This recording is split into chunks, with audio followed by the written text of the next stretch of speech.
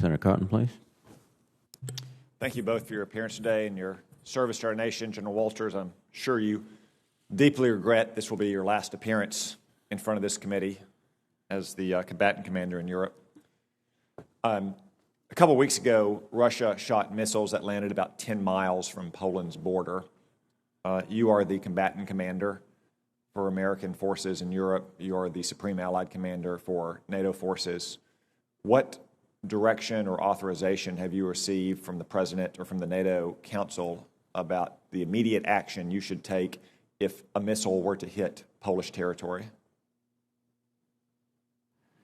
Continue to fortify the security disposition from a military perspective in air, land, sea, space, and cyber on the eastern portion of Europe.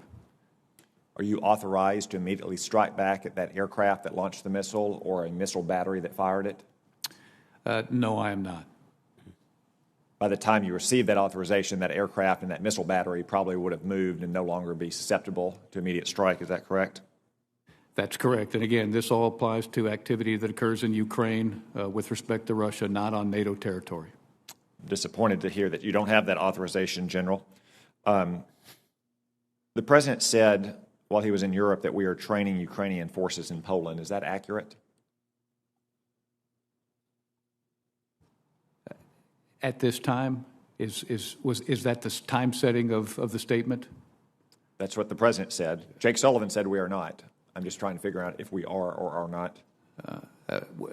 I do not believe that we are in the process of currently training military forces from Ukraine and Poland. There are liaisons that are there that are being given advice, and that's different than I think you're referring to with respect to training. A few weeks ago, President Zelensky asked for the transfer of MiG-29 aircraft from Poland.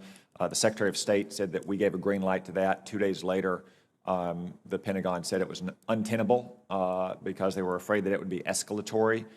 Were you asked for your best military advice about this decision? And if so, what was it?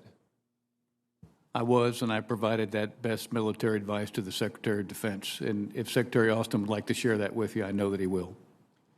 Can you help me understand how it would be escalatory to provide these aircraft to Poland if they came from us, but not if they came from Poland?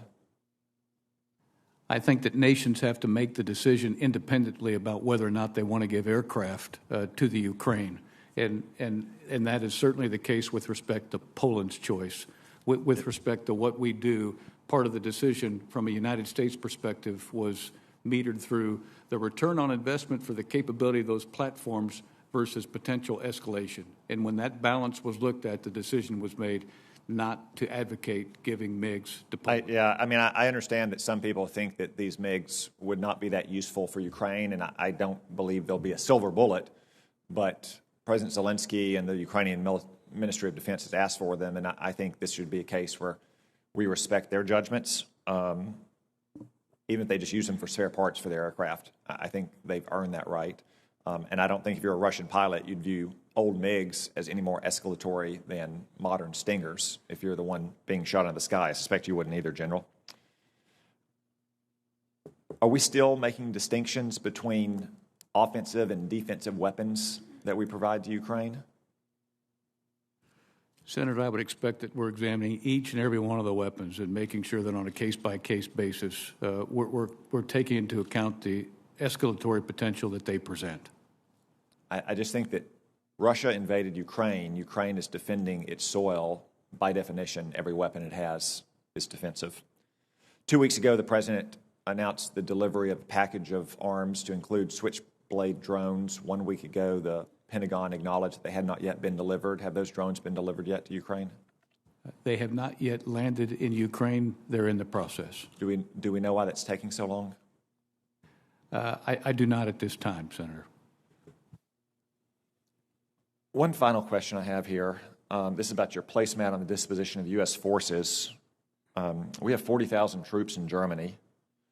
That's 4 times the next largest troop presence almost, and 40% of our total enhanced presence in Europe now. Is there a strategic reason to have so many troops in Germany, or is that just a historic artifact that it used to be the front lines of the East-West conflict? It has to do with mostly the United States Army and the availability of training ranges. So when those force elements come over, they can practice shoot, move, and communicating. And when called to go forward, you'll have a ready force. And that's because of the long tradition that you've experienced in your Army career of Hohenfels and Grafenwehr. Can you tell me how many of those 40,000 troops that we have in Germany have the primary job of shooting a weapon, driving a vehicle, or flying an aircraft that can kill a bad guy? Well over 70%. So over 70% of those 40,000 troops have a military occupational specialty or AFSCU that is about killing bad guys, not supporting frontline troops. That's correct. They're the teeth of the military formation. Thank you. Thank you, Senator Cotton.